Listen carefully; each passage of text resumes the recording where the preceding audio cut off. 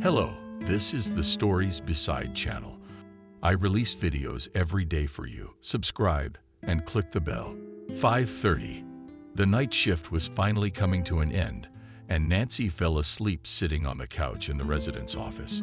With eyes that couldn't see, they seemed to have sand poured into them. She tried to make sense of the text message from Jacob that had arrived earlier that night. It was urgent that we talk.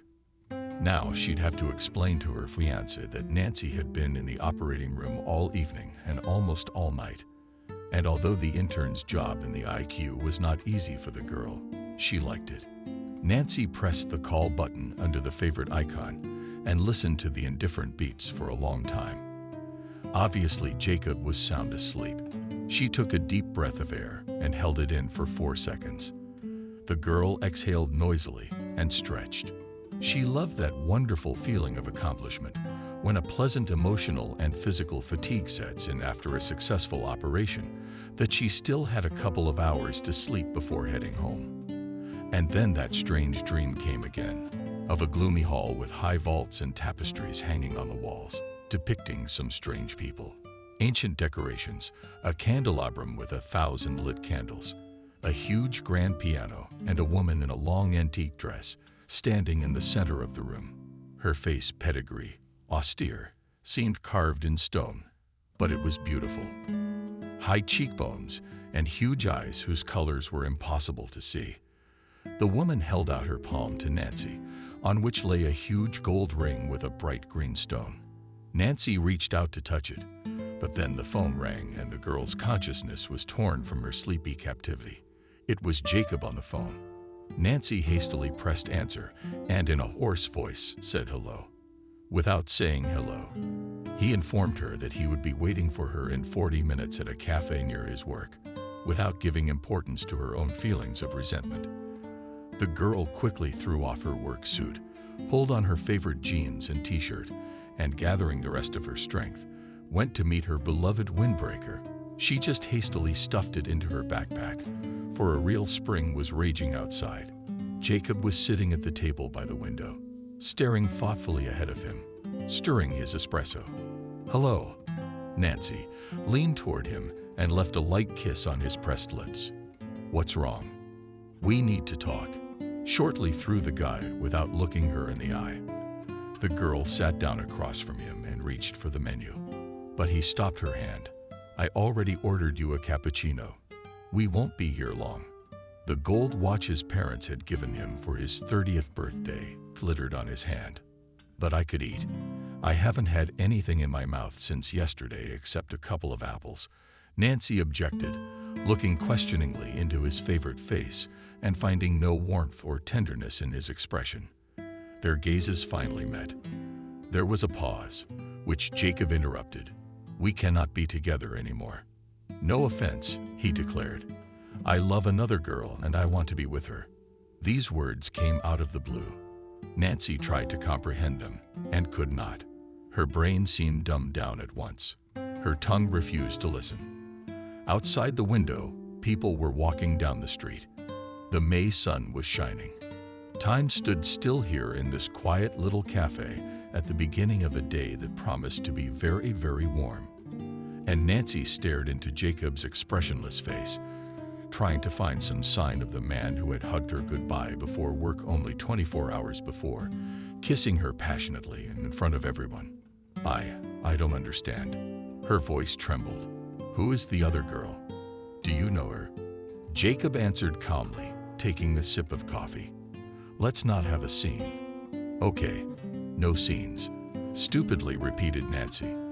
Indeed, the bitterness of resentment swept over her with such force that it seemed to overwhelm her head. Meanwhile, the waitress brought over a cup of steaming, fragrant cappuccino, and as it turned out, very opportunely. For in those 10 seconds, the girl managed to pull herself together. "So who's the girl? And when did you start having these?" She couldn't find the words. "This relationship for 3 months, I just couldn't tell you. First the accident, then your illness, then your father's death. There was always something in the way." Nancy covered her eyes. This was the most humiliating thing she had ever experienced. When she opened them again with her side vision, she saw Jenna approaching them, and she understood everything. This girl was the daughter of Jacob's father's business partner, the sole heiress to the owner of a lucrative construction company, a real princess, a socialite, exactly what she wanted for her son. Jacob, the mother, fighting back tears, Nancy raised her head and met Jenna's gaze. It was winsome and defiant. What made the girl inwardly shudder? Nancy stared at her, however, and forced herself to squeeze out a chuckle. No one would see her tears. Certainly not this Barbie with nails and hair and eyelashes. Jenna is moving in with me. Jacob apparently decided to be consistent and finish off his now ex-fiancée, one step at a time. I have some packing to do. Nancy tried to keep her voice firm, but it treacherously shook. I'll take your things in my car. Where do you say? Nancy stared into the void for a second, then slowly turned her head and met his eyes. Just take them out of the trunk and get out of my life, she blurted out in a tired voice. An hour later, she was sobbing in her mother's arms. In the small kitchen, where the kettle boiled on the stove and smelled of childhood. How nice that it was Saturday and her mother had the day off. Nancy wasn't overly sentimental, but at the moment this house, this place where she'd grown up, seemed the only island of refuge from the rush of emotion from the betrayal of the man she'd given 3 years of her life to. The past few months had been a shock to the girl. First, there was a terrible accident in which she almost died, and she needed a blood transfusion. This led to the discovery that she was not her parents' natural daughter. She was taken from an orphanage years ago, and no one knows where she came from or who let her into this world. I had to look for a donor with the right blood type. Second, her father had a stroke from worry and died in the ambulance. Without regaining consciousness, Nancy held his hand at that moment. This morning was the last straw, and Nancy did not hesitate to sob, inhaling the familiar scent of valerian and such a familiar perfume from her mother's home robe. Come on, honey, stop it. Really, you cannot. Everything will work out. Molly stroked her daughter's hair, struggling to hold back her own tears. He is not worth it. The woman pondered. The spoiled son of rich parents. The golden boy of the majors. Not at all a match for my smart, self-sufficient, beautiful daughter. They sat in the kitchen until late afternoon, drinking no less than a tankard of strong mint tea. Subsequently, washing the whole affair down with a homemade cherry tincture, they went to bed. Nancy tucked herself into her old room, where everything was as it had been the day she had left her doorstep and moved in with Jacob. That was 2 years ago. She curled up on the creaky bed after all the excitement of the day, the night shift at the hospital, and the alcohol, and fell into a deep sleep. And I saw the woman in the old dress again, calling into her secret world. This time she was leading Nancy down a spiral staircase that seemed to lead to the bowels of the earth. Nancy tried to call out to her, but she kept going down. She could hear her dress rustling on the stone steps, breaking the silence of this strange corridor. Finally, they found themselves in front of a door with a picture of plant stalks, intertwined with each other in an ominous bouquet. There were wormwood, nettle, and chamomile. Nancy didn't know the name of the others. After counting 9 different stems, the girl took a deep breath and woke up. It was still dark. A cool breeze moved the curtains near the open window, and Nancy was drenched in sweat and breathing heavily, like she was running a cross-country course over hilly terrain in her chest. Her eyes were double, and her fingertips tingled as if they were electrified. She was thirsty. She wandered barefoot into the kitchen, poured a glass of boiling water, and drank it in one gulp. My head was pounding, and Nancy looked with hatred at the empty Nail Luca bottle next to the sink. The clock in the hallway read 4 o'clock. Suddenly, the dream came to mind. It was so vivid and believable that Nancy thought it was real. What was that drawing on that door? What was the woman who burst into her consciousness every time? The girl pulled her laptop out of her suitcase and sat down on the bed, placing it on her lap. So, what is she looking for? Plants, Symbols, signs, the woman with the ring.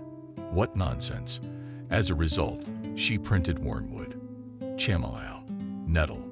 Google immediately gave a continuation of plantain, fennel, grease, applewood, common bruise, curvy, 9 sacred herbs, and then the references. Conspiracy of the Order of Witches, bouquet of witches, herbs, black magic, white magic. Nancy was discouraged.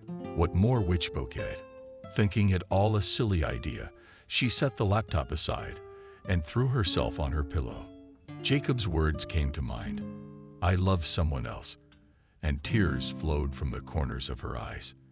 The day after tomorrow was her birthday. And this time there would be no Jacob, no daddy at her side. And then there was the night shift at the hospital. It suddenly occurred to her that she didn't know her birth story, her roots, her heritage, and even who had given her that ripe rye hair and those big green eyes. Sunday afternoon dragged on for an incredibly long time. At her parents' house, time seemed to stand still. My mother was cooking something in the kitchen to the sound of the television. Behind the wall, a neighbor's child was practicing his violin outside, enjoying the May sunshine. The children were making noise. I missed my father very much, his kind glance, his wise advice, and just a shoulder to cry on. They had always had an awe-inspiring relationship with their father. His passing was a real blow to Nancy. The strange tingling of her fingertips had increased by the evening, and the girl grew restless. It was as if they had become electrified, and touching one another was painful. On top of that, her eyesight and sense of smell were impaired, and she caught a virus. Nancy thought as she went to bed and covered herself with a blanket. She was shivering with cold. She spent the night without dreams, waking and falling asleep again and again.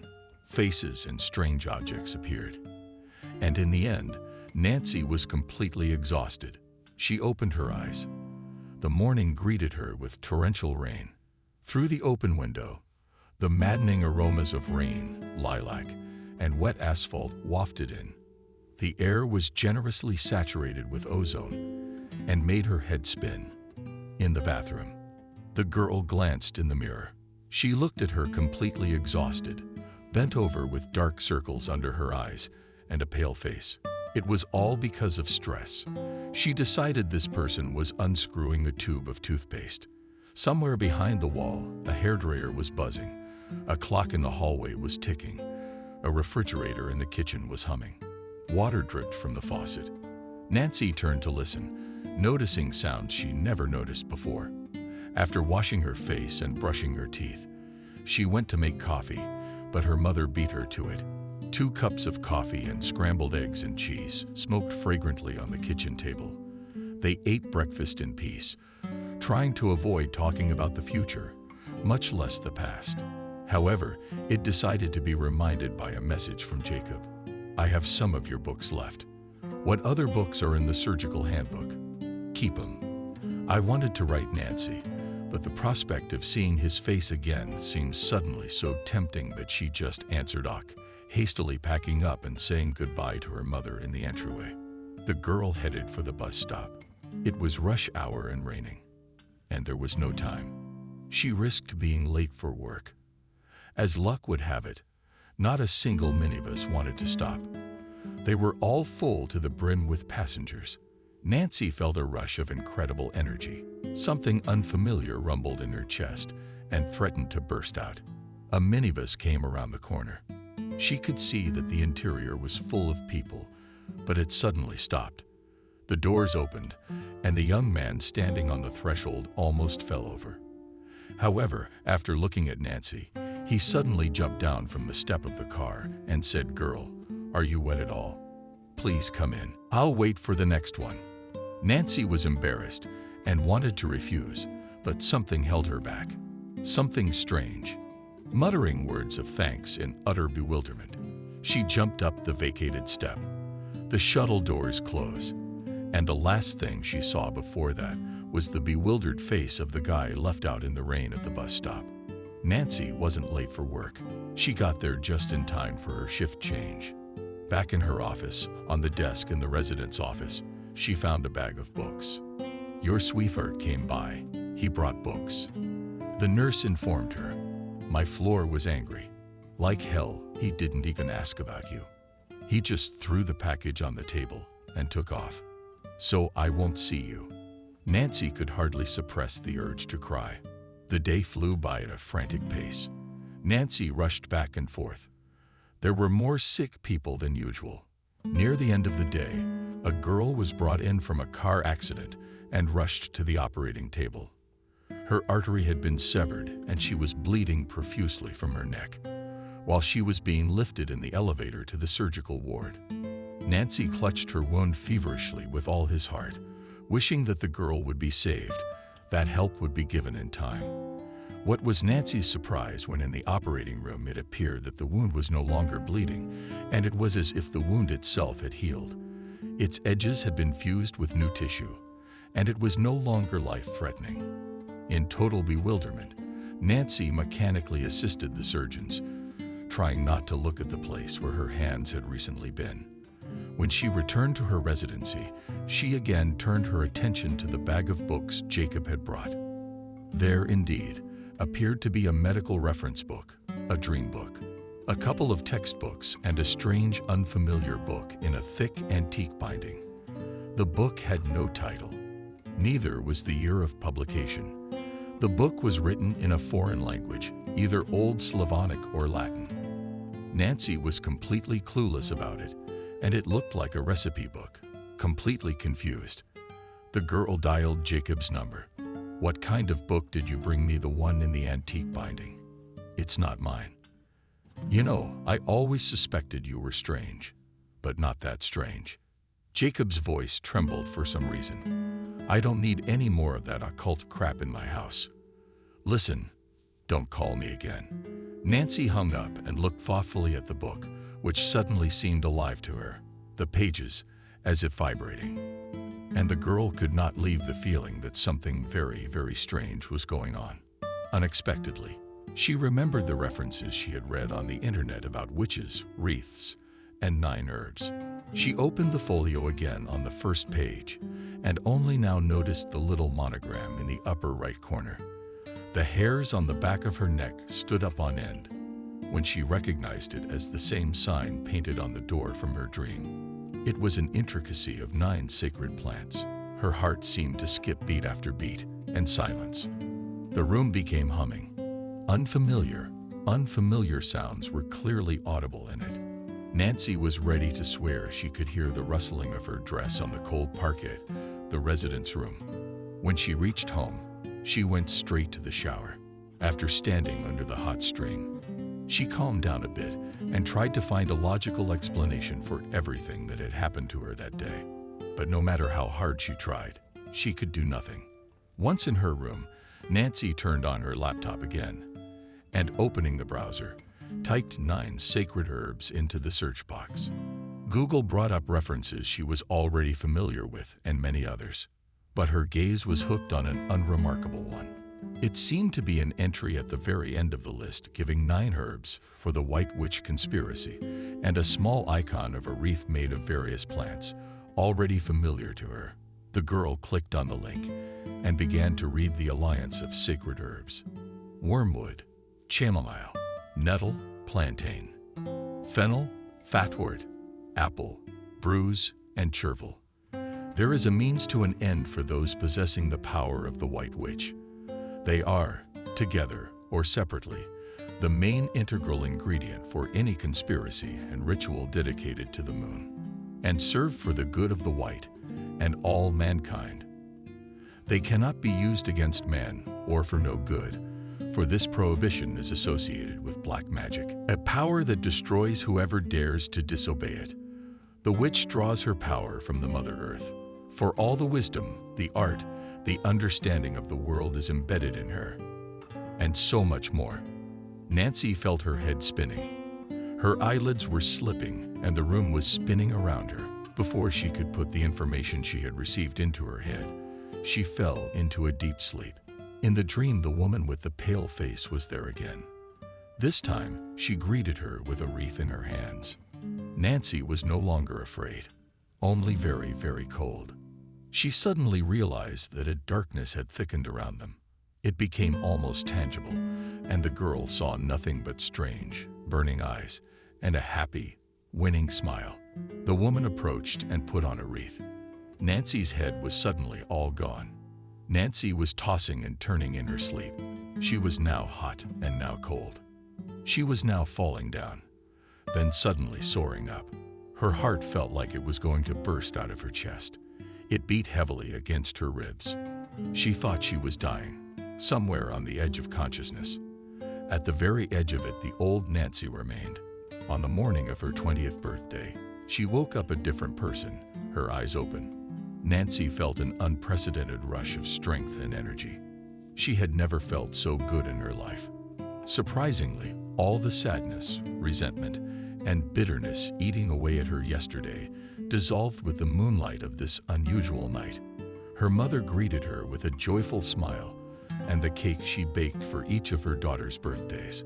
On the table, there was a small box, tied with a red bow. "It is for you, my beloved woman," held out the box to Nancy. "May it bring you happiness." The girl warmly thanked the one who raised her, opened the gift, and almost dropped it on the tiny backing. From the velvet rested a silver pendant in the form of a wreath-like weave of plants.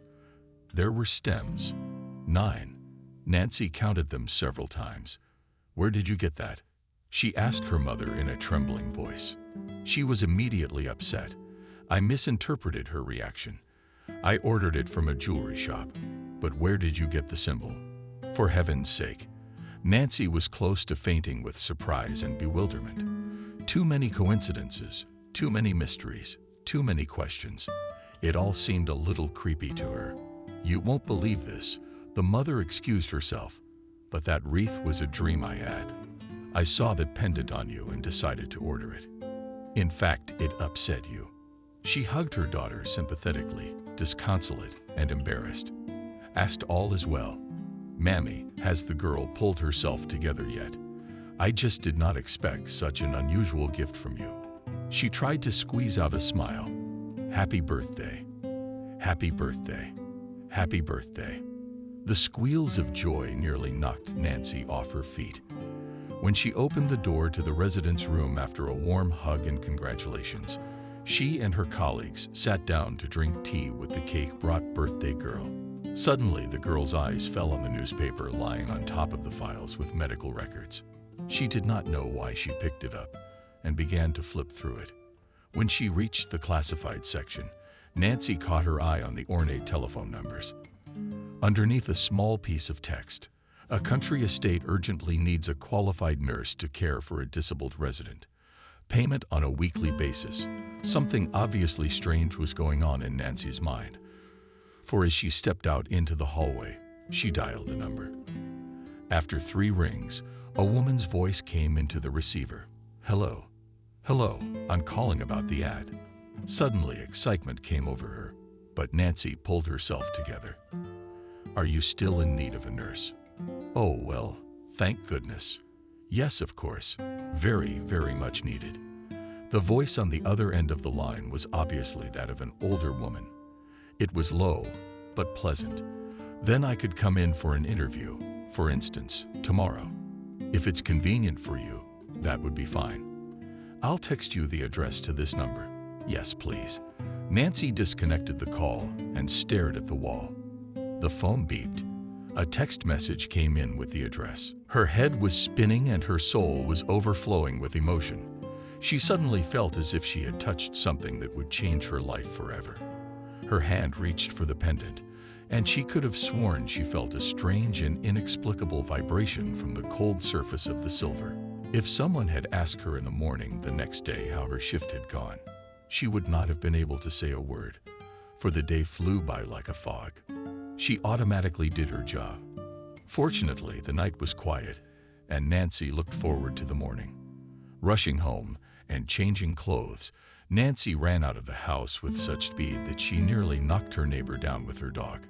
Muttering words of apology, the girl hurried to the bus stop. Within minutes, she reached the train station, bought a ticket at the suburban ticket office, and in half an hour she was already sitting in the train. Her heart pounded in her chest like crazy. Her throat was dry. She had never been so nervous in her life. Behind the window of the train, she saw high-rise buildings, parks, and then factories.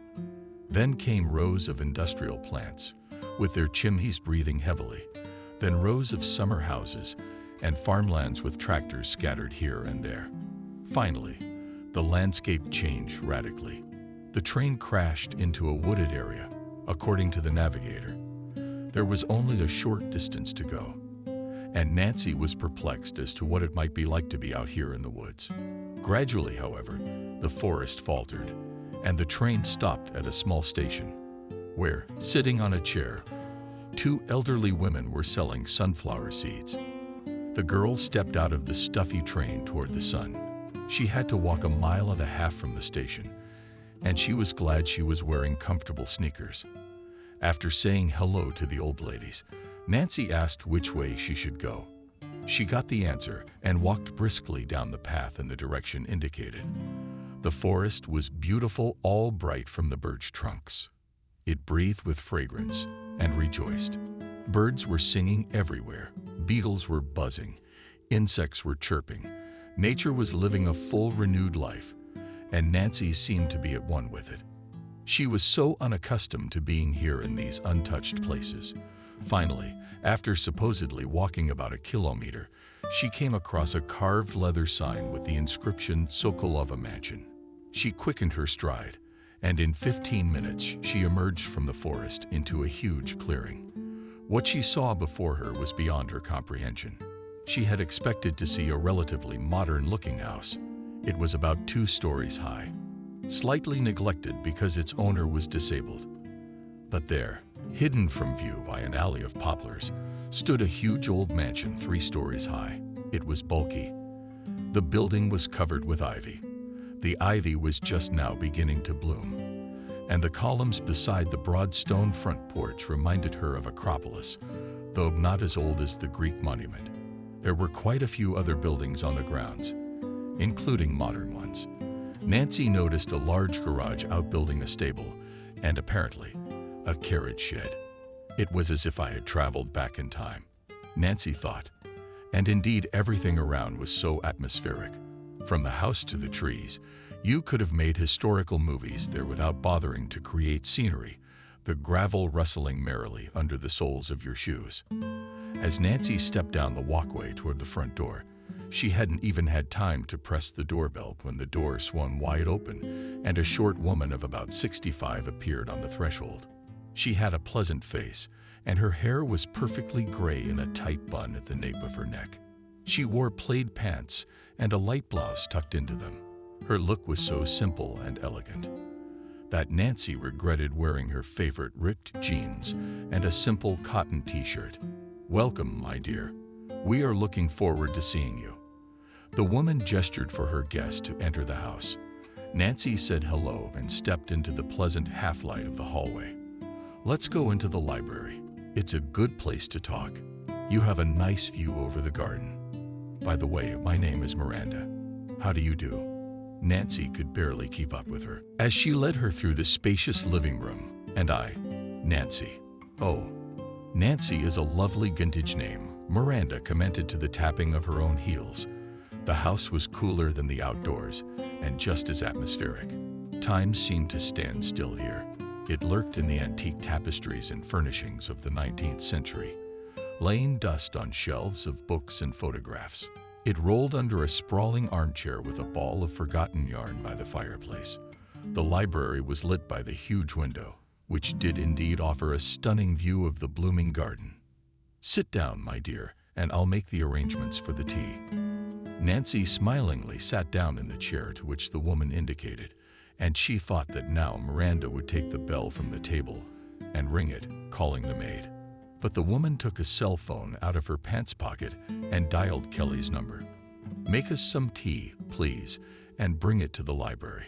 Oh, and don't forget something nice for our guest." With these words, she passed out and sat down in her chair. In contrast, for a moment she looked at her companion in silence and with a smile. Nancy was awakened. Yes, here I have with me a diploma of graduation from the Institute and certificates of completed courses of promotion. What do you mean? Miranda interrupted her. I see that you are a good fit for us, as embarrassed the girl. You do not ask me about my skills and experience. You see, my dear.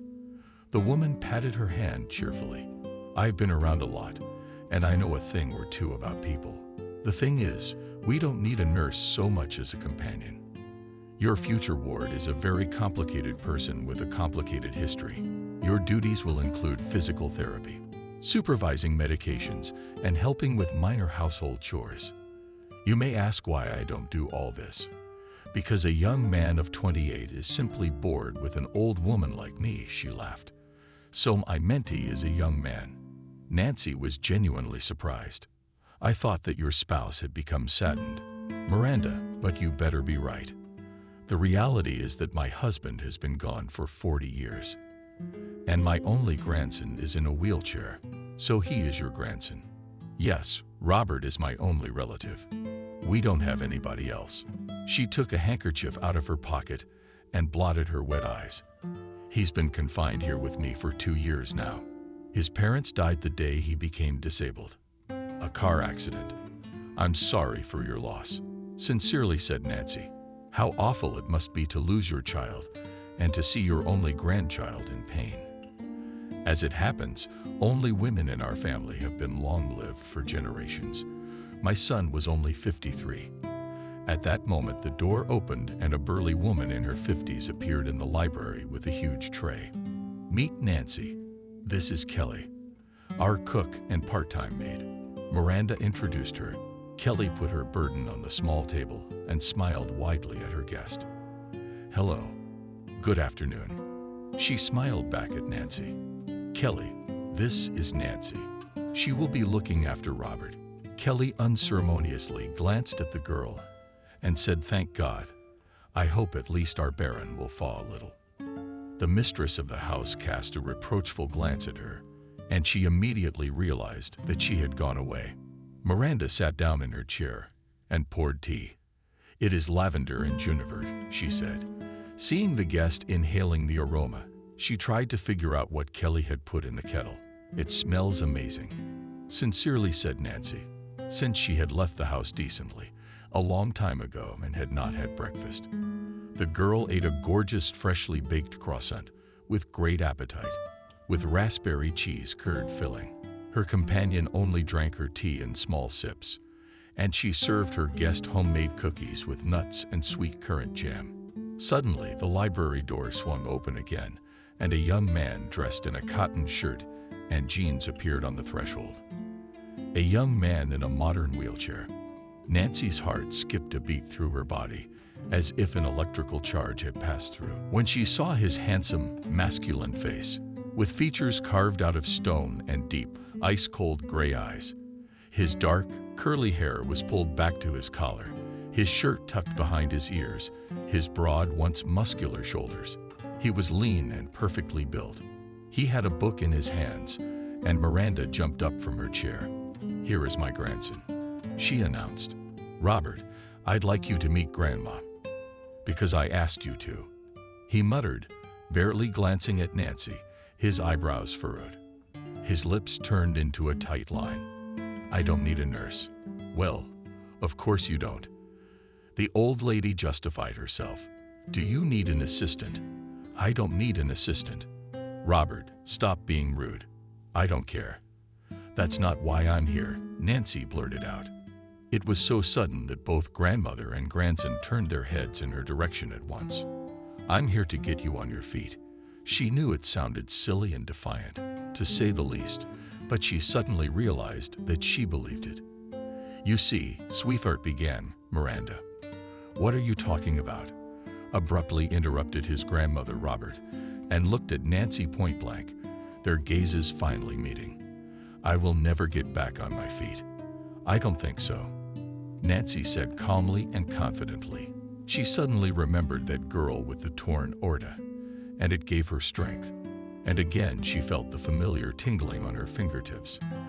For a few seconds they stared at each other, as if studying, figuring things out tasting things. It was a strange first encounter. Finally, the boy tore his gaze from her face and turned abruptly to leave the library. Miranda exhaled noisily. It seems to have worked out. Well, congratulations to you, Nancy. I thought it would be much worse. She sank heavily into the chair from the former. The smiling lady was gone. Only you shouldn't have said so. Robert hasn't gotten over the pain and the loss and accepted his situation yet. The doctor said there was a spinal cord injury. I believe it will all work out, Nancy said quietly. And you must believe it. Yes, that's right. But you see, sweet girl, after the accident, Robert lost both his friends and his fiancée, who, unable to stand the confinement, here one day just packed up and left. Gave him back his ring. He's still wounded in the heart, you know. Everything will be all right, Nancy said firmly, and the two women suddenly smiled at each other. The next day, she sat in front of the discouraged department head, writing her resignation letter. The lines flew out from under her hand at such a speed, as if someone was pushing her. A little less than a day had passed since she had left the Sokolov's mansion, but she could not get rid of a strange feeling that had no name. Confusion, fear, joy, excitement. Probably all at once, the 2 weeks of work that were supposed to elapse had gone by like the blink of an eye. She did her job automatically, filling out case records, making rounds, helping out at appointments. Nancy no longer felt anything strange about her well-being. In the end, everything that had happened to her seemed to her to be nothing more than a painful dream triggered by fatigue and stress. As she packed her suitcase and climbed into the car Miranda had sent her, her mother hugged her goodbye. I hope you know what you're doing, my girl. Nancy just nodded. Hurry, hurry. She was inexorably drawn back to this house in the middle of the woods. Just call me every day, please. Tears came to Molly's eyes. I'll go crazy if I don't. You're going so far away. Of course I am, Mummy.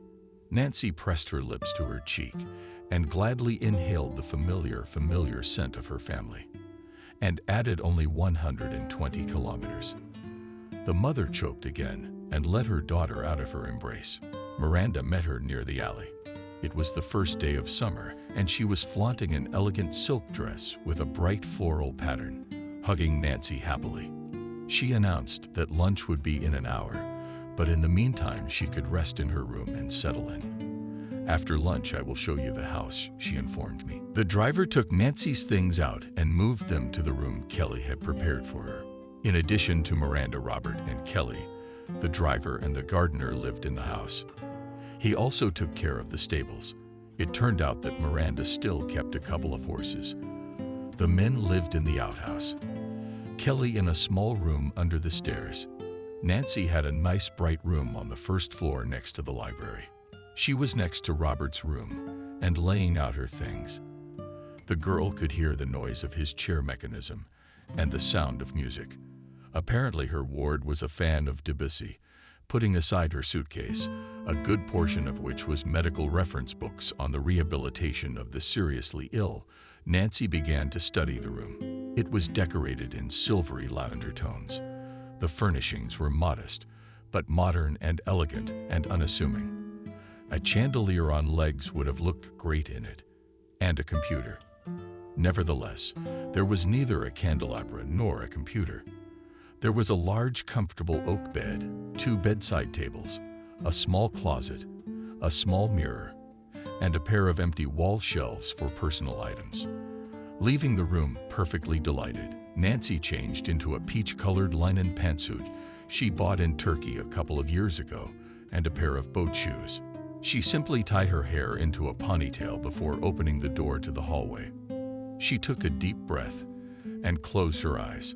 Tranquility, only tranquility. A new page of her life begins. Without difficulty. Finding her way to the dining room, Nancy knocked just in case and entered. Miranda rose welcomingly to meet her. Come in, my dear. Sit beside me. But the look of icy gray eyes seemed to nail her. She stood in the doorway, unsure of what to do. Robert stared at her, his eyes telling her what the hell you wanted. At last she pulled herself together. Good afternoon, Robert. She averted her gaze and walked leisurely. She crossed the distance from the door to the table and sat down in the chair next to Miranda. "Hello, Nancy."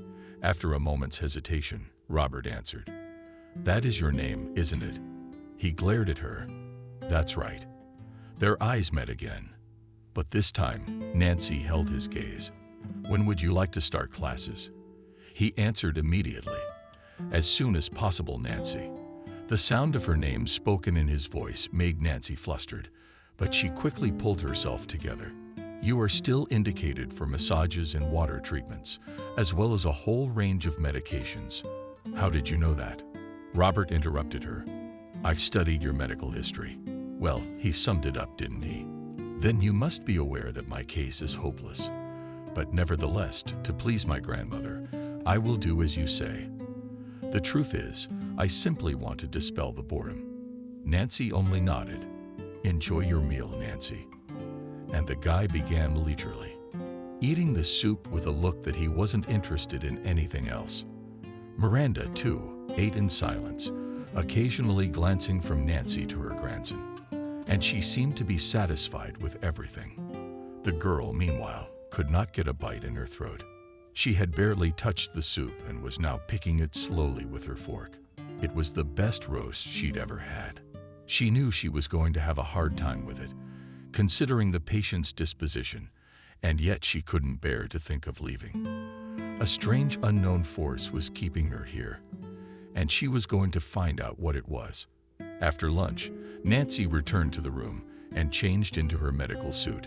She laid out the treatment plan Miranda had given her in front of her and decided that she could start with a massage.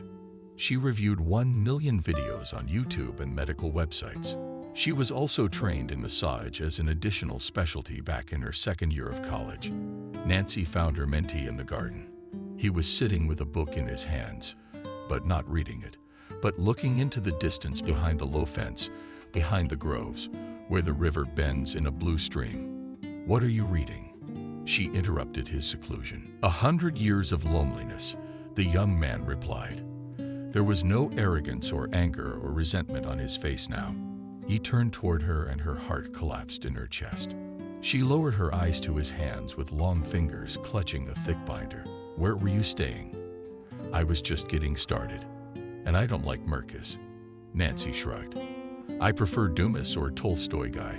Suddenly laughed. "Such a young lady like you must not yet be spoiled by the bitter experience of life. Still believe in princes." She went over to him and sat down on the edge of the bench, on which there was a checkered plate. "Not anymore." The girl smiled. "But I believe in nobility, honor, generosity, courage, and destiny." "So you are a romantic heroine." He must have been studying her with interest. At that, the ice in his gray eyes melted. His lips relaxed, the angry line between his eyebrows gone, perhaps. Nancy smiled. "And you?" He rolled his eyes faintly, as if he were pondering. "I guess it depends on the circumstances. At the moment, the romance is as far away from me as life itself." Robert got serious all of a sudden. "Then perhaps it's time for me to remind you that we have procedures today." Nancy wanted to distract him from his sad thoughts. A gust of wind made her shiver. The weather was beginning to change.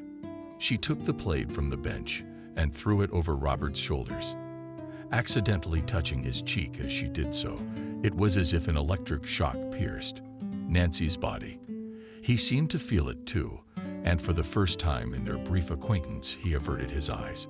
"Come, it's getting chilly," Nancy squeezed out, somehow managing her emotions. "I'll have to treat you for a cold, too, if you don't." The boy grunted, but let the girl drive herself into the house, opening the door of his room. Nancy pushed the chair inside. "I'll help you to the bed now, and we'll start over. I want to examine your feet." She noticed that he was clutching his hands into the chair, his knuckles turning white. Misinterpreting his embarrassment, she tried to sound as indifferent as possible. "You don't have to be embarrassed." "Robert, I'm a nurse." "Thank you very much," he answered sarcastically. "I feel much better now." She even thought he was hiding a smile when he finally found himself on the bed. Robert exhaled noisily. He was extremely unaccustomed to the presence of a young and beautiful woman in his room. Ever since his fiancée had left him 2 years ago, Nancy had looked at his once healthy, strong body and her heart ached. Robert was athletically lean and broad in the shoulders with his arms, still knotty from the muscles he had once trained. But it was obvious he hadn't exercised with dumbbells in a long time. She shifted her gaze to his legs, which were thin and flabby. Muscle atrophy had already begun, and that wasn't good. Nancy finally touched his legs, the tingling in her fingertips becoming unbearably shaky. She didn't understand what was wrong. Robert, too, sat as if he'd swallowed a steak, afraid to breathe out the extra air. She felt a strange rush of energy. She began to massage his legs with all her soul, wishing that someday this man could walk again. Suddenly, he stopped her. I sensed something in his voice that brought her out of her reverie. Felt what? She froze. Your hands. On the big toe of her left foot. Encouraged by his words, Nancy began to massage the ankle. Yes, that's right. His eyes glittered feverishly. Jesus Christ, go on. Lying in his bed, Nancy went over the events of the past day in her mind. She was clearly aware that something strange was happening to her and the people around her.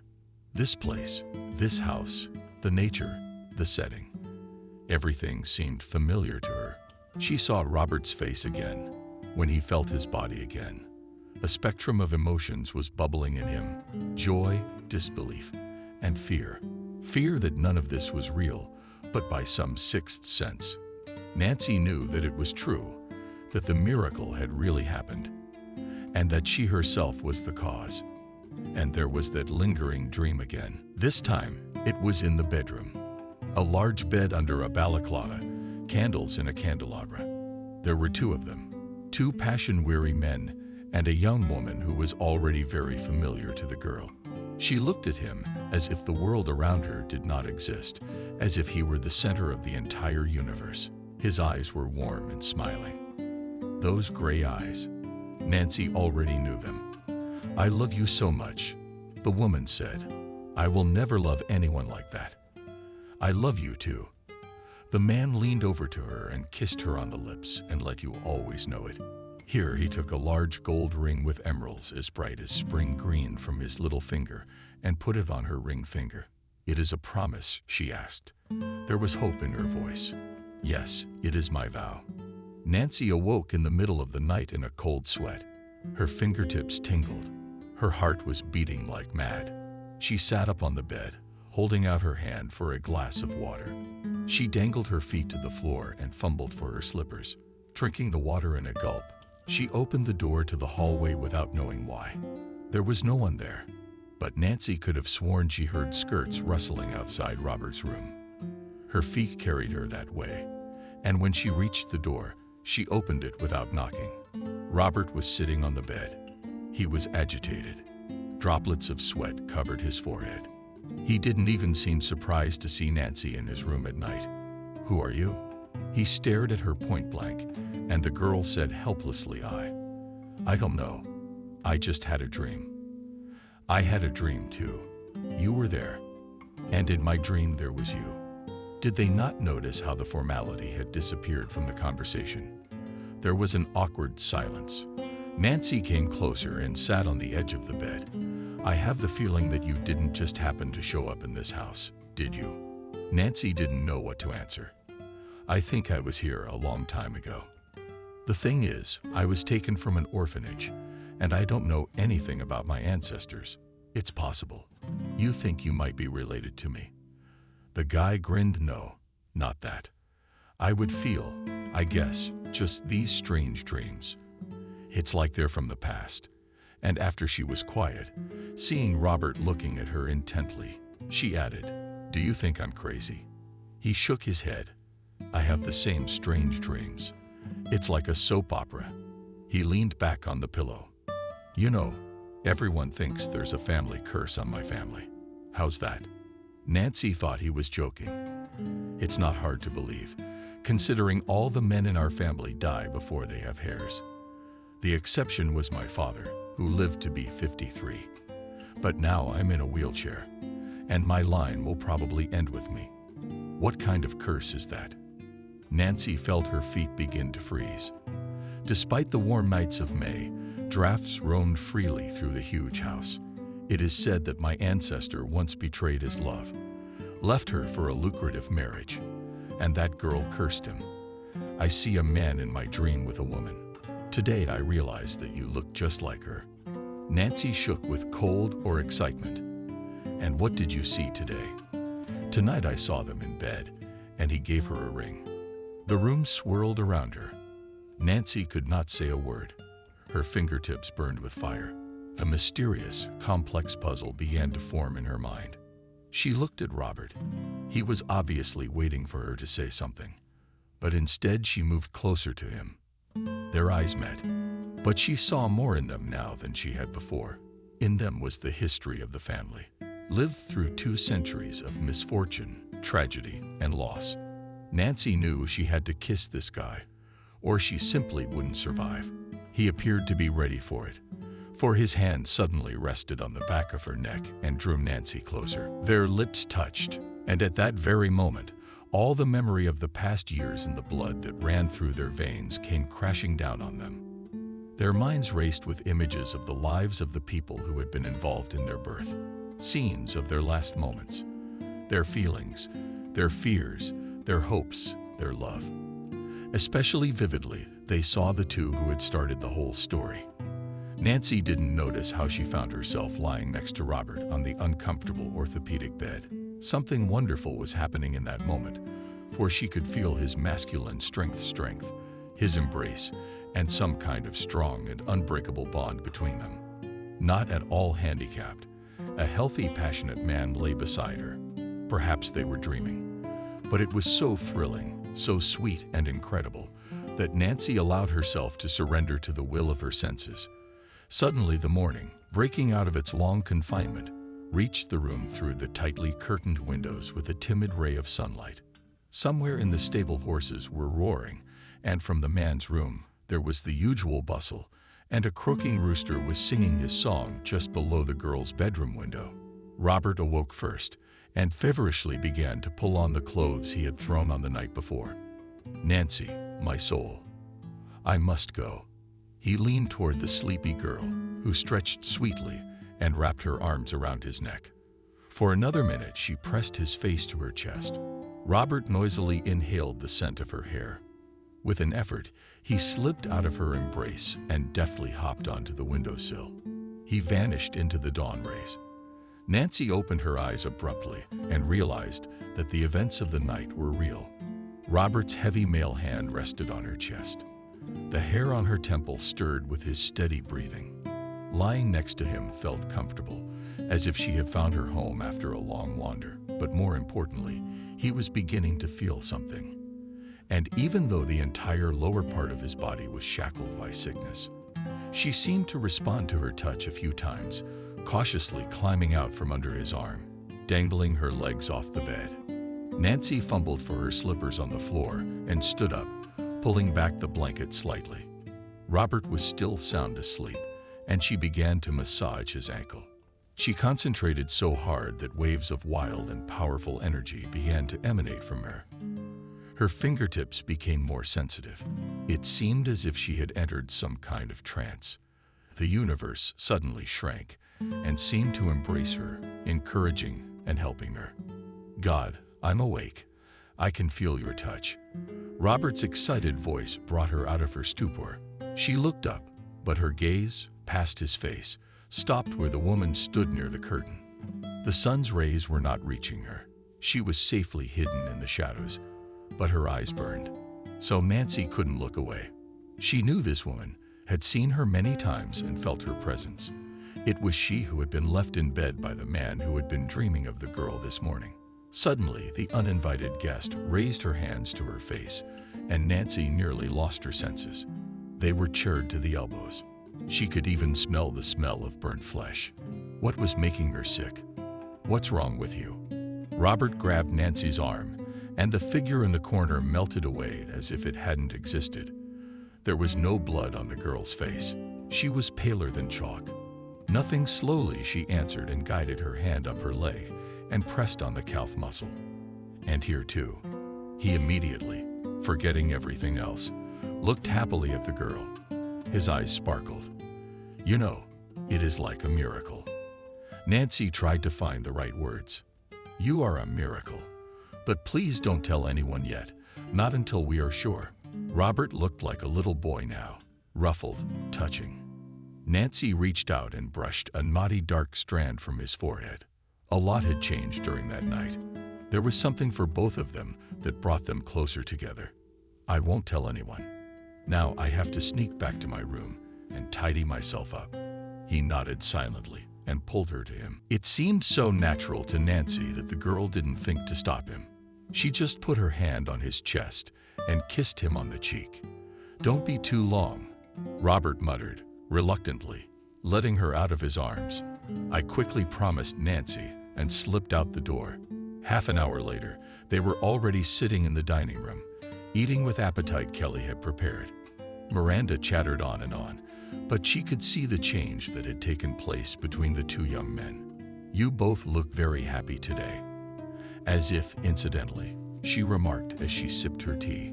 Robert just smiled and looked at Nancy meaningfully. After breakfast, they worked out for a long time in the gymnasium, then asked Kelly to make coffee. They went out into the garden. It was sunny, but cool enough. There were clouds of birds blowing here and there from the river, intoxicated by the scent of meadows and flowers. With a merry chirp fluttered just above the ground. Rain was coming. Nancy and Robert took shelter in an ivy-covered pergola, which had already begun to turn leaves, and were safely hidden from view. She carefully covered his legs with the plaid and wrapped her cardigan tightly around him. Come here. The boy called to her. When she gathered herself was to take a seat on the bench. Sure enough, the girl looked apprehensively at his frail knees. Absolutely serious, Robert said.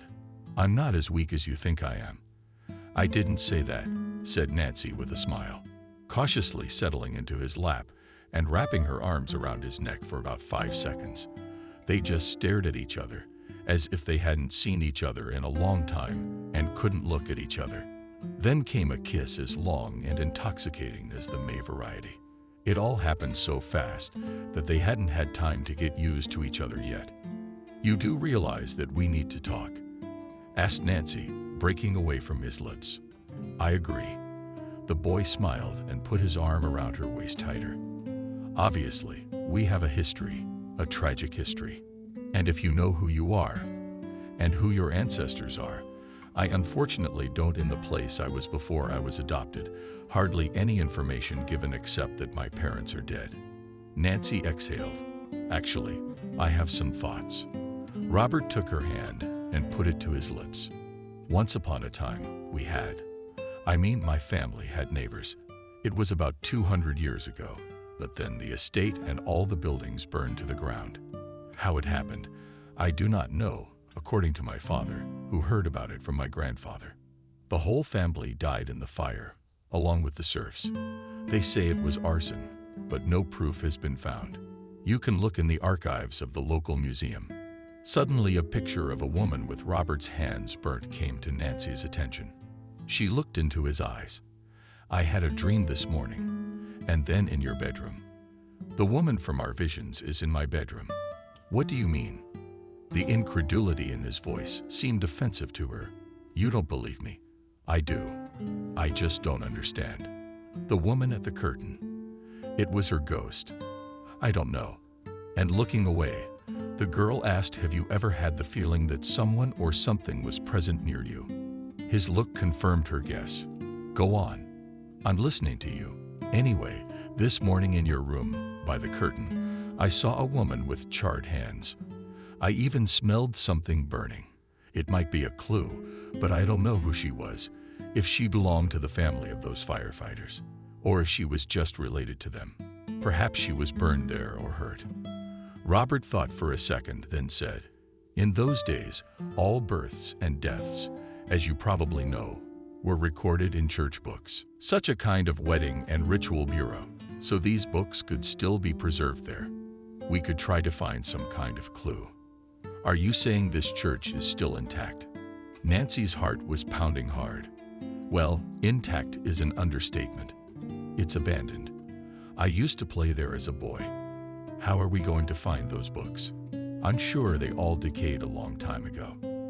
And what will they tell us? I think it's worth a try. Do you drive? Nancy answered in the affirmative. Jacob had insisted on it once, and now she was grateful to him. An hour later, they loaded the wheelchair into the pickup, put Robert in the passenger seat with the help of a groom, and drove down the dirt road toward where the woods gently turned into a grove. When asked where they were going, Robert replied that he wanted to show the girl the surrounding countryside.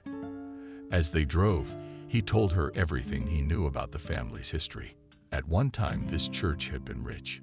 Although the entire parish was made up of the inhabitants of only 2 estates, however, during the revolutionary times, all the property was stolen and destroyed. Icons were burned. Rumor has it that something has survived in the hiding place, but this is most likely just a fantasy of the locals. And the books, where could they be? Nancy maneuvered deftly over the bumpy ground. I think in the wall niches they used to build in every church. How do you know all this? The girl looked at Robert with surprise. I studied history at university. Actually, I'm an archaeologist, and I've been to a lot of excavations. Nancy said, "Wow." That's all Nancy could say. Meanwhile, the grove ended, and they entered a plain filled with ravines, in the center of which there were ruins. A strange feeling took hold of Nancy. It was as if she had been here before. There was a figure standing near the ruins. She could not tell who it was from afar, but it seemed familiar to Nancy, and her palms were sweating. She drove another 30 meters and stopped the engine where the road ended and the narrow path began. The figure disappeared. There were weeds all around, umbrellas sticking out in some places, brambles and wild bushes stretching their arms, ready to protect the place from uninvited guests. Nancy and Robert looked at each other. It was pretty clear that a wheelchair didn't belong here, which was all I could think of. He slapped himself on the knee in anger. I should have known better. It's okay. I'll go myself. Nancy unbuckled his seatbelt. No way. Robert grabbed her hand. I'm not letting you go in there alone. What could possibly happen to me? The girl tried to laugh, but it was a nervous laugh. I am quick, this woman, you see. She scares me. I'm afraid she might hurt you. Nancy's eyes sparkled. She won't hurt me, the girl said confidently. She wants to tell me something. She opened the door of the pickup, but Robert grabbed her by the arm. Wait, you should know that I can't take it. If anything happens to you, be careful, and I warn you, if you're not back in half an hour, I'll crawl after you myself if the stroller doesn't make it. Instead of answering, she pressed her lips to his mouth, then jumped out of the cabin. Looking at the retreating figure all the way down the path, Robert exhaled wistfully and mentally crossed his eyes to her. Nancy cautiously made her way through the dry wood through the semi-overgrown path to the remains of the church. With the back of her head, she felt a presence. That woman from the dream, but she wasn't scared. The place was strangely comforting to her. As she approached the door, she struggled to open it and immediately found herself in a dull room with empty eye holes, stretched out windows, and rotted floorboards that had almost fallen to the ground. The desolation was so intense that Nancy was confused. Where to look? She moved cautiously forward to where the lectern would normally have been, now empty. She looked around with her hands at her sides. A bird had slid noisily out from under the leaky roof, spraying Nancy with cobwebs and dirt. She shook her hair back frantically, for she was terrified of insects. Something fell right into the neckline of her shirt, and she tried to get it out, but accidentally hit the chain with the pendant, which came undone, and the pendant slid down. Nancy wasn't seriously frightened that the pendant would fall under the floor and bent down, and started searching among the dry leaves of the property that was piled all around. The pendant lay right there on the iron hatch cover, safely hidden from sight under the old planks. The hairs on the back of her neck stood on end as she realized the hiding place in front of her. Everything that was happening seemed unreal to her. Open the voice. It sounded right above her ear. Why did Nancy almost fall? She looked around frantically, but there was no one behind her. For a moment, she regretted coming, desperate to leave the place. But overcoming her fear, she pulled the manhole cover. It did not budge. The girl reached out again, using all the strength she was capable of. At last the lid gave way before Nancy, and she saw a small niche in the floor, covered with a cloth of a color and composition, which she could no longer make out. On it lay a pile of yellowed books, a jar of some kind of liquid, a huge silver cross, decayed from time. Nancy stared at it all, not daring to touch it. A revulsion suddenly came over her from God knows where. A hand rested on her shoulder. "Take it." She closed her eyes. "Who are you, and what do you want?" "I want to go away." It was a moan. "What am I supposed to do?" "Take this." Nancy reached into the niche when she heard another voice. Nancy's hand squeezed her shoulder and disappeared Nancy. It was Robert. Obviously, he was beginning to worry that she had been gone a long time. The girl was careful not to hurt herself, took out her books and, clutching them to her chest, hurried to leave this strange place. She caught Robert frantically trying to push the wheelchair out of the pickup. The door was open. He was about to climb to the ground somehow. "What are you doing?" Nancy knew her question was inappropriate, but her mind was in such disarray that she couldn't have thought of anything better. "Nancy." Robert saw her where you've been for so long, a long time. He looked at her point blank. "You've been gone for over an hour." Nancy was in shock. It seemed to her that she hadn't even spent 10 minutes in that ruin. I'm sorry. I just didn't realize how much time had passed." At that moment, Robert finally saw that she hadn't come back empty-handed. "It can't be. How did you find them?" The guy held out his hands, and Nancy was relieved to give up her burden. "Were you right?" she answered, getting behind the wheel. "They were in a stash under the floor. But how did you discover the hiding place?" Robert carefully peeled the dried cover off the first page. Quite casually, Nancy tried to make it sound as carefree as possible. A little birdie helped. She squeezed out a smile. About who she'd talked to in church. The girl was silent. He'd had enough turmoil for now. Starting the engine, she looked at Robert. He was sitting, concentrated, studying the notes intently.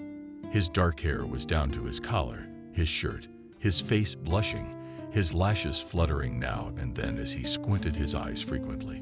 Trying to make out the faded ink, the girl suddenly realized that she absolutely irrevocably fell in love with this guy. Just like that, within a couple of days of meeting him. Or not. At first sight. Since that very meeting in the library of the mansion, 2.5 weeks ago, he had felt her gaze and taken his eyes off her reading. Their eyes met, and the world around them ceased to exist. It must have been the real magic for which the planet spins. Two souls met each other, and nothing else mattered anymore. I was afraid that trouble had happened to you. How could I have lived then? But it's all right, isn't it? Nancy moved closer to Robert and stroked his cheek, where the barely noticeable stubble was showing. "I'm with you. I'm right here. I kept thinking there was someone else in the church, and I couldn't protect you. And that's unbearable. Let's go home." The girl left a light kiss on his lips and put the car in reverse somehow, turning the bulky car around on the narrow road. She pressed the gas pedal, and they drove toward the estate. An agitated Miranda ran out toward them. "Where have you been?" "I was worried."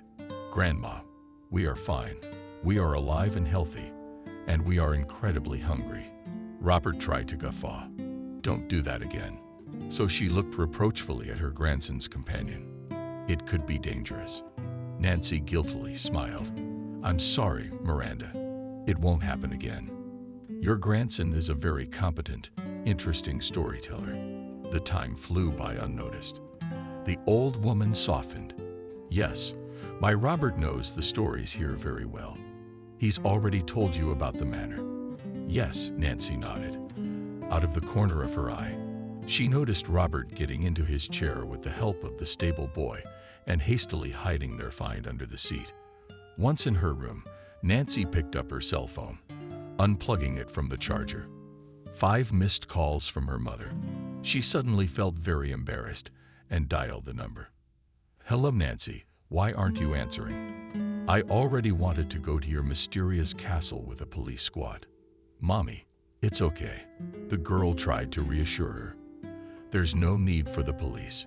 You haven't called since you got there. You haven't even picked up your phone today. It's just that my phone was in my room charging, and we were out walking, you and your ward." "Right. I'm waiting for the details. And please don't do anything stupid." Nancy chatted with her mother for another 40 minutes, of course not talking about her relationship with Robert, about the church and the mysterious woman who was keeping her awake. After dinner, Nancy massaged Robert's legs again, and again the body responded to her touch. This time in the knee area. He rejoiced like a child. They barely waited, until all the inhabitants of the mansion had retired to sleep, after which Robert found himself in Nancy's room. The girl helped him onto her bed and made Robert comfortable. She herself, taking in her hands the church folio, sat down next to him and began to read the annals of the 2 noble families and serf souls was conducted as far back as 1006. Soon, they were confused by names, surnames, and family ties. "What are we looking for?" sighed Nancy, stretching her stiff legs, a needle in a haystack. Nancy's patience. "All this takes time. I'm thirsty. It's so stuffy today." She jumped off the bed. "Do you need anything?" Robert looked at her longingly. "You have no idea how much I need right now." "I mean it." She smiled and sat down next to him. "But I believe that one day we will make all your dreams and wishes come true." "I believe that now, too." Robert took her hand and pressed his lips to his palm. "Now I'd like a simple, mediocre ham and cheese sandwich."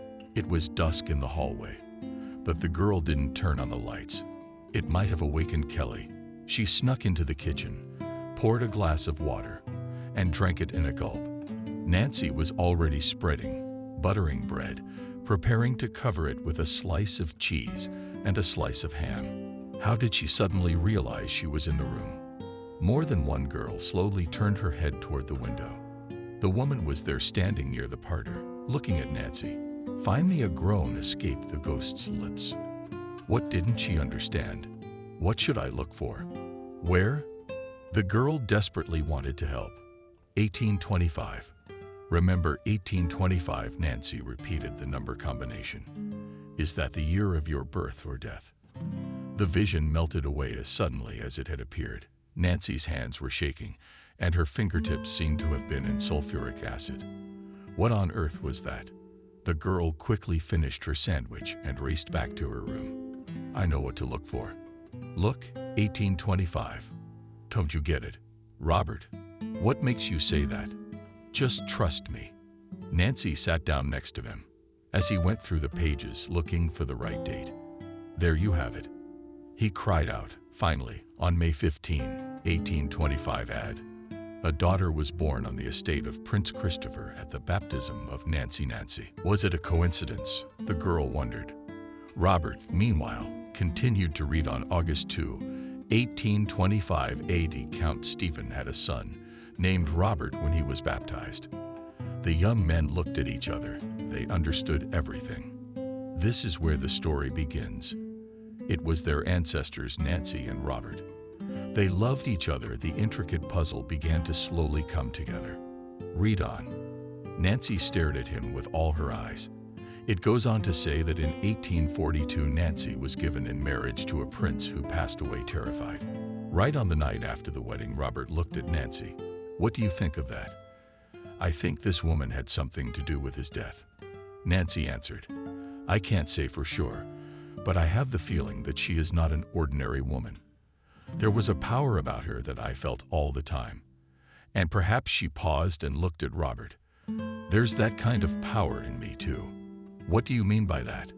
I think she was a witch.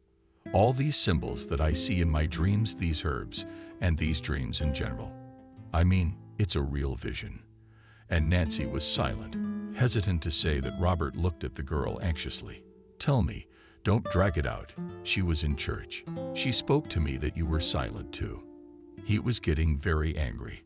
She could have hurt you. The boy grabbed Nancy by the arm. Do you understand that?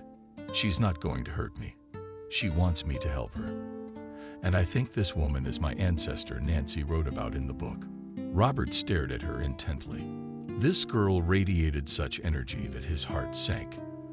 From the first glance, he knew she was special. And it wasn't just that his body began to wake up to her touch. He felt as if he had known her all his life. What had happened when they had first kissed only confirmed it. But now it was up to him to figure out what had happened 2 centuries ago. Why was his family under this terrible curse? And that there was a reason for all these deaths of men in their family. Robert was now certain, his own dreams confirming it. Robert, Nancy distracted him from his thoughts. I must visit the manor. Or rather, what is left of it? He wondered. There's a vacant lot, a couple of ruins. It's all overgrown. So it is. I really need it. Robert suddenly tensed, so wait. There's still an entry from 1851. Robert married Kelly, daughter of Prince Christopher. So he married our sister Nancy. What does all this mean? Perhaps they were just lovers, Nancy suggested. And then he married her sister, and she was betrayed by them. If she also had supernatural powers, she might well have cursed her former lover. Well, that makes sense. Robert agreed. Suddenly, he remembered something. By the way, there are some documents upstairs in grandfather's study. Some very old bill of sale certificates. They are in a cabinet like a museum exhibit. I saw them when I was a kid, and then apparently forgot. But maybe they'll shed some light on something. Nancy perked up. Maybe. But how do you get there? She hesitated. Upstairs, the young man looked slyly at his companion. It may surprise you, but there is an elevator in the house. They fell asleep together on the Nancy bed. The girl could feel his heartbeat under her palm, and she felt good and peaceful. But soon the dream came hard and scary. No, please don't. The man was tall, thin. He dragged her by the hand down a narrow staircase. No, don't do that. She pulled and cried, clinging to the walls of the dungeon. It was overgrown with moss, and he was dragging her, firmly, gripping her above the elbow. You are my shame. You are the spawn of hell. The man looked at her with hatred. A disheveled, scratched, crying woman. You witch, so is your brat. I wish I had strangled her. She'd barely seen the light. No, please, no. Her eyes widened in horror. When they finally stopped at the wrought iron door. Don't, but he was already picking the lock with his free hand. Something clicked. He grasped the heavy deadbolt, which moved away with a terrible screech. The door swung open, and before them stood a dark chamber. The walls, floor, and ceiling, which were lined with stone, were icy, gaping like a grave. The man pushed her there forcefully, and she fell. Sit here until you are dead. She rushed toward him in terror, but he was already closing the door. No, please don't leave. Don't. Father. No. Nancy jumped up on the bed, frightened to death. What happened? Sleep again. Dawn barely dawned in the east, and the sky in the wide opening of Nancy's bedroom window colored gently pink. No, it was not a dream. The girl sobbed and could not breathe. The horror of the unhappy Nancy, who was undoubtedly this woman from her dreams, was transmitted to her as well. It was a nightmare. A creepy episode, well, that's all. Robert hugged the girl awkwardly, rising on the pillow. What did you see? Tell me. And she, choking on her sobs, told him what she had seen. She died there in that dungeon from hunger and cold and fear. Do you understand? Robert was staring into the void. How could a father do this to his daughter? Why? I don't know. It's so terribly inhuman. That's why she can't calm down. But what does my family have to do with it? Robert wondered. Did she kill someone who was my ancestor? That is for us to find out, Nancy said. She calmed down a little in his arms after a morning of gymnastics and all the necessary procedures. Did Nancy and Robert take long walks in the garden? Kelly set breakfast in the gazebo, where they ate thin pancakes with jam and drank strong tea with gusto. Enjoying the silence of a late May morning, Miranda had gone into town on some urgent business, which was to her advantage, for she was adamant that Robert go up to the second floor, squeezing into the little elevator hidden from view between the pantry and the kitchen. Nancy and Robert found themselves on the second floor, where the girl had not yet been. After passing through several doors, they found themselves at a wide wooden door. The Earl's study was twilight and silent, with only the whirring of the wheelchair mechanism and the pounding of their hearts. The display case was indeed there. Besides the documents arranged on special slips, there were a few pages of appropriations, a mouthpiece with traces of tobacco, an antique flintlock, and a silver pouch. Evidently, the Earl was quite a smoker. The key must be here somewhere. Robert rummaged in the drawer of the cabinet and drew out a small key on a chain. Voila! I feel like Nancy drew. Nancy laughed. She was my heroine as a child. The girl was terribly nervous. Her fingertips were burning with fire again. She suddenly distinctly smelled a strange odor of dampness and rot. Robert took the documents out of the display case. They were old receipts, dated 1870. A couple of letters and bills of sale for serfs. One of them caught Nancy's attention. 1851. Stephen bought from Christopher, cook with an infant daughter. This was strange, for last night, as they were poring over the church books, Robert found a record that the serf cook had. A baby girl was born who died 3 days after birth. Then what child was with her when she was sold? They found no other valuable information. In the hallway where they went out, it got cold for some reason. Robert sneezed, and a slightly frustrated, uncomprehending. Nancy pushed the elevator button. For some reason, the doors didn't open. This was not enough. The girl tried again and again, but to no avail. There is a ramp on the stairs, Robert reassured her and turned the chair around. All right, but wait for me. Don't come down by yourself. She shouted after him. What the hell? She heard a frightened cry, and in the next minute she saw him rushing toward the stairs. Nancy rushed after him, but not in time. Did the chair and Robert crash down the stairs? No. In an instant she was at the bottom next to him. Robert was lying on his back, showing no sign of life. Nancy leaned over him, but out of the corner of her eye, the crinoline skirt was disappearing, dusting the floor. How could it have happened? Miranda sobbed in the hospital corridor. Where were you, Nancy? I was nearby, but the chair was obviously malfunctioning. The girl listened half-heartedly to the woman. All her attention was on the guy lying in the room behind the huge glass on the hospital bed with a lot of tubes and sensors. She has to go in there. She has to. Why did you go to the second floor? It was highly irrational. Why? Robert wanted to show me my grandfather's study. How to live now. Miranda wailed. If Robert doesn't recover, I can't live. Why should I? After all, the nurse gave her some valerian, and the poor old lady fell asleep right on the narrow sofa in the drug-soaked hallway of the hospital, where Robert was brought as soon as it happened.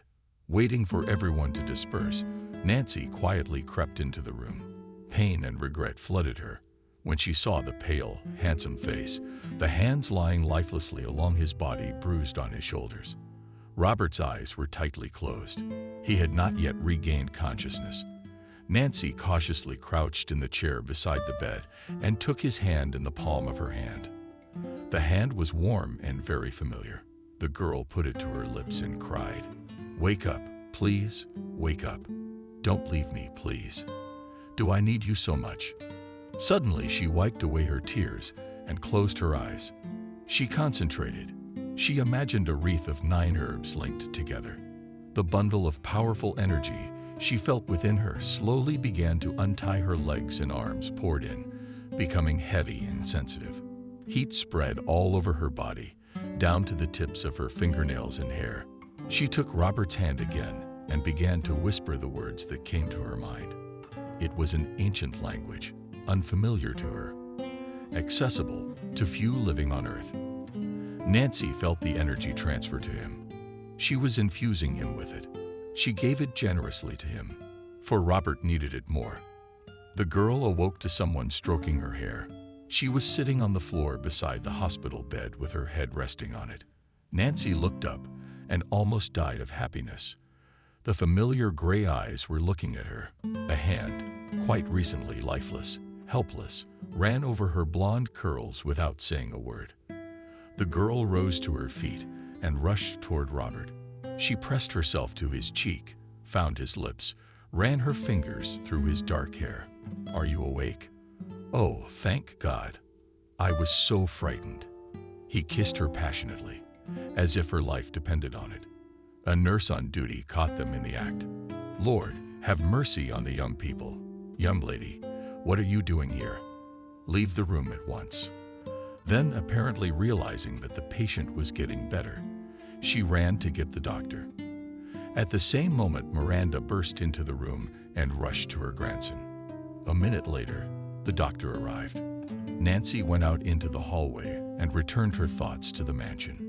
She knew that what had happened to Robert had not been an accident, and she was going to put a stop to it. When the turmoil around Robert had subsided, she went back in to see him. Miranda was dozing in a chair by the window and snoring lightly. When he saw Nancy, he stretched out his arms, and the girl, trying not to wake the old woman, quietly snuggled up to him. "I have a surprise for you." He smiled and pulled back the edge of the blanket, exposing her ankles. Nancy watched with all her eyes as he moved his fingers, and tears of happiness flowed down her cheeks. She took his face in her palms and kissed him. "I knew this would happen. I believed it would." In those few days, it seemed like a lifetime had passed. "I think it's all thanks to you," the guy said seriously. "You're my guardian angel." She laughed softly. "Robert, I have to go, but I'll be back very soon." "Where are you going?" Robert got worried. "To see Mummy," Nancy lied. "Since I'm in town," his face relaxed. "Well, say hello for me." "I will." She paused at the doorway and took another look at him. The sight of him made her heart ache. She knew that life would never be the same again. Everything had changed. She herself had changed. Sending Robert an airy kiss, she slipped out the door. She arrived at the mansion around 11 o'clock at night. The driver dropped her off near the porch and went to the garage.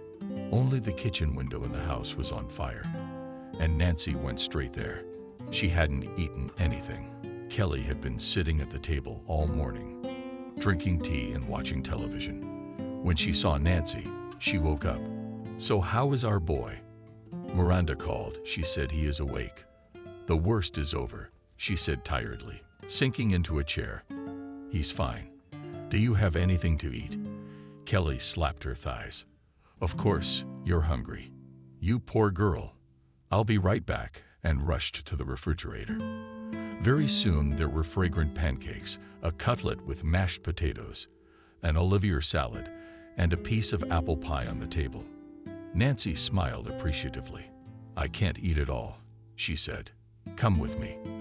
"I'm on a diet," reported Kelly, pouring boiling water over a mixture of herbs. "Eat as much as you want."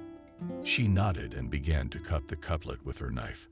She had already made plans to visit the ruins of Christopher's estate in the morning. There, she believed, she would find the clue and that dream again. Everything was on fire. The woman was thrashing around, unable to find a way out. She could hear the screams of people dying in that infernal fire. She could feel their fear. Smoke clogged the light sparks, dancing on her hair. She laughed. Nancy stood aside. The flames didn't touch her. She was showing Nancy her palms. They were in the ground. The girl jumped up on the bed. The pendant hanging around her neck was as red-hot as a coal in a furnace. It burned her skin. With a frantic movement, Nancy snipped the chain and tossed the sinister jewel to the floor. It was her. It was her who had flashed through her mind. She was the one who started the fire. She was the one who had destroyed the manor. But how? She was in the dungeon, Unable to wait any longer, Nancy jumped out of bed and, even though it was not yet dawn, went to the bathroom. After washing with icy water and brushing her teeth, she pulled on jeans, a t-shirt, soft moccasins, and grabbed her windbreaker and went out on the porch. The sun was slowly rolling out from behind the horizon like a huge saucer, coloring the sky gently pink. It was chilly, and Nancy threw on her windbreaker. The stable boy was smoking on the bench before he went to clean the stables. "Good morning," Nancy said hello. "Good morning, young lady," the older but still rather sturdy man hummed. "What are you doing up?" "I like early walks." Nancy lied and headed for the gate. She walked steadily, as if she knew the way, having passed a familiar grove. She walked for a long time along the winding path through fields overgrown with weeds. It is strange that so much land is empty, the girl pondered. She knew in her gut instinct that she was on Christopher's land. She was at home. She walked another 300 meters and saw the ruins of an old house. There were quite a few of them. They were lost among the densely growing birches and would have been unnoticeable to the inattentive eye. A strange excitement gripped Nancy. She swallowed the lump stuck in her throat and headed deep into the grove that had become memorial to her ancestral history. Nancy saw the woman immediately. She was standing near a small knoll. Her hair was loose, her dress stained with dust and cobwebs. She beckoned to the girl. "What do you want?" Nancy sobbed. Suddenly timid to go, she whispered. Her lips didn't move, though. They crossed what was once the courtyard. They walked down the hill to the river. There she stopped, looked down at her feet, disappeared. Nancy walked over to that spot and found herself standing on something solid under a layer of moss. Out of the ground was a hatchway. There was a sudden attack of nausea. The girl squatted down. She already knew what the hatch was. She knew what or who she would find deep underground. Would she have the strength and courage to make it to the end? Would she be able to cope with the evil that was increasingly felt in this place?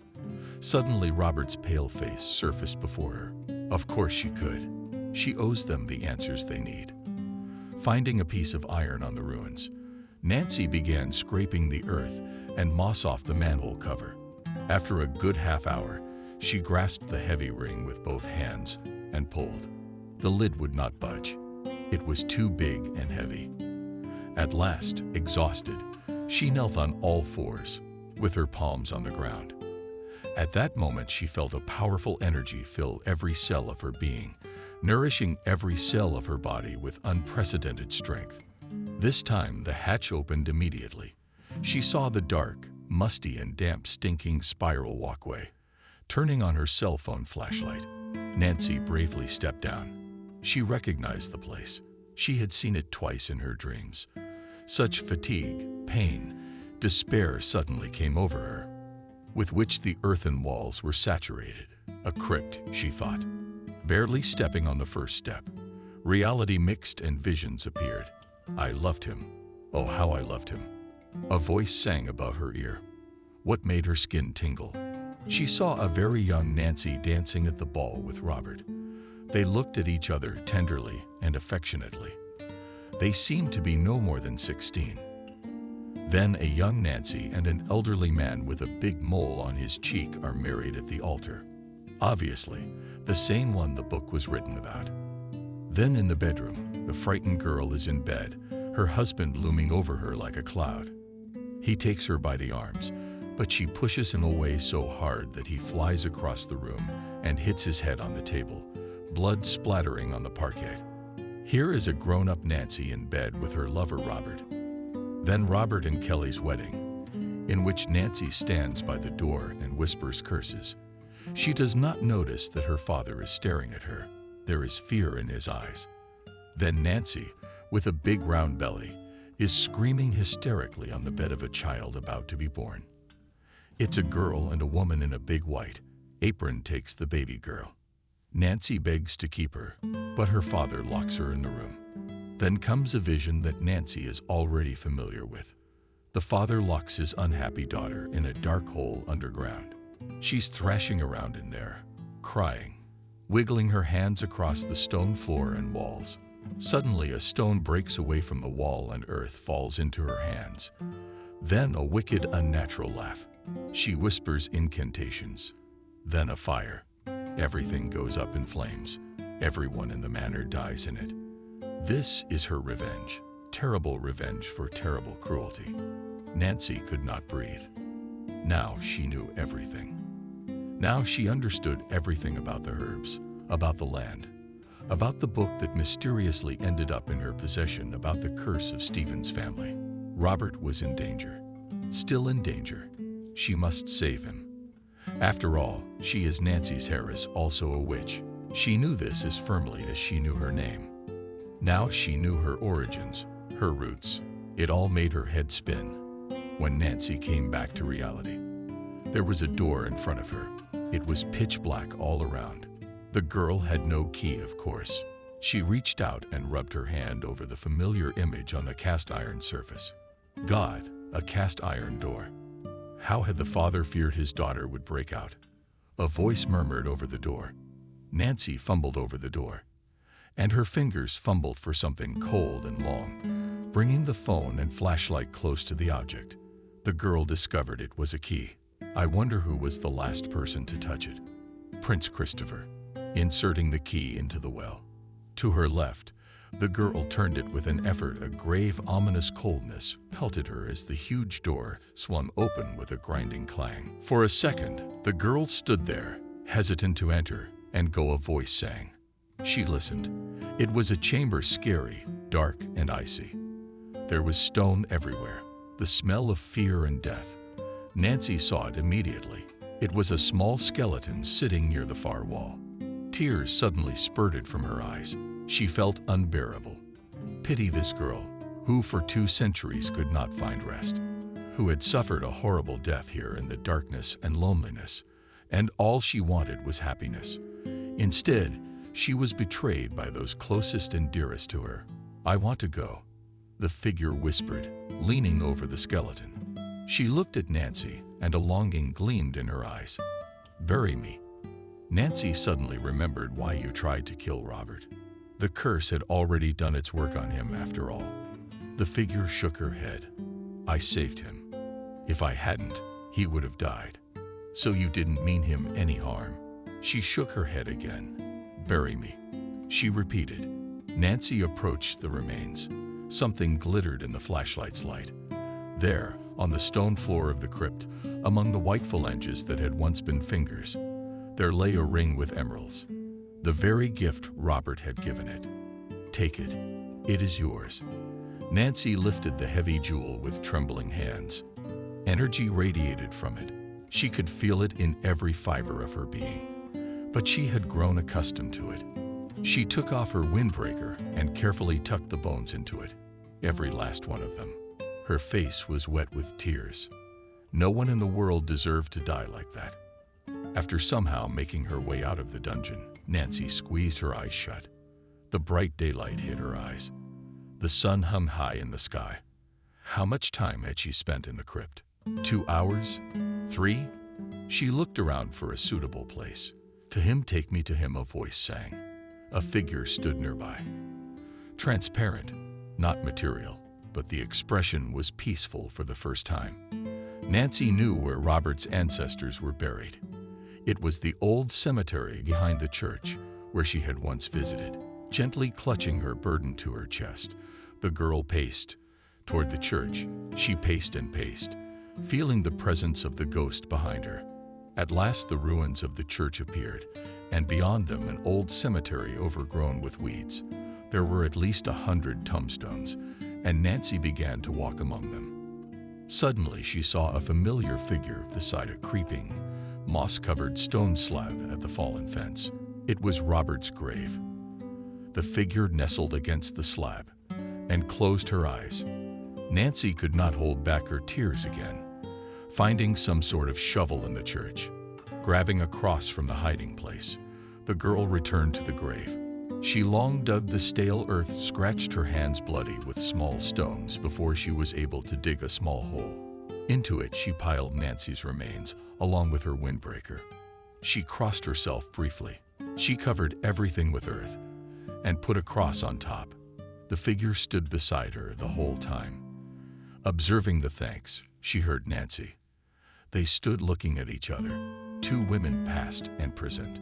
Nancy lowered her gaze to the pendant hanging around Nancy's neck. "You don't need it. Leave it here." The girl obeyed. She carefully removed the jewelry and placed it on the grave and covered it with earth, raising her eyes in search of Nancy. She suddenly realized she was gone. Nancy returned to the mansion tired and exhausted. It was already getting dark. Kelly met her in the hallway with an angry look. "Where the hell did you go?" "They were going to call the police. I went for a walk," Nancy answered, not looking at her all day. The girl nodded affirmatively. The last thing she wanted to do right now was talk. "Are you there, sweetheart?" Miranda came out of the library to meet her. She was glowing. "Good evening." Nancy said hello, squeezing out a smile. "We have wonderful news." "Nancy, just great in a hurry," Jenna said. "You were right." "So right, Robert." He was beginning to feel his feet. He was moving his toes today. "I am infinitely glad," sincerely answered the girl. "How is he now?" "He is wonderful. He has to rehabilitate, but he will be back home very soon. But don't worry, your job will stay with you. It's gonna be hard for him for a while." "Aren't you hungry?" "No, I'm not hungry. Thank you." Nancy barely mumbled and fell into a deep sleep when she got to her room. 3 months later, Robert was using crutches to get around. Nancy could not forget the moment when she went to see him in the hospital and showed him the ring she had found in the crypt. "I had to tell the whole story from beginning to end." "Nancy, how could you go there alone?" "I had to for you, for everyone." Robert squeezed her hands in his and looked into her eyes. There was so much tenderness in them, so much warmth, that the girl could hardly swallow the feeling in her throat. "Come, Nancy, I love you. Be my wife." These words took Nancy back to the distant 19th century. And here she and Robert are twirling in a waltz to the lively music of the Fortress Orchestra. Their reflection flashes in the mirrors, the ballrooms at Christopher Manor. And such peace and tranquility was in her soul at that moment. 2 years passed.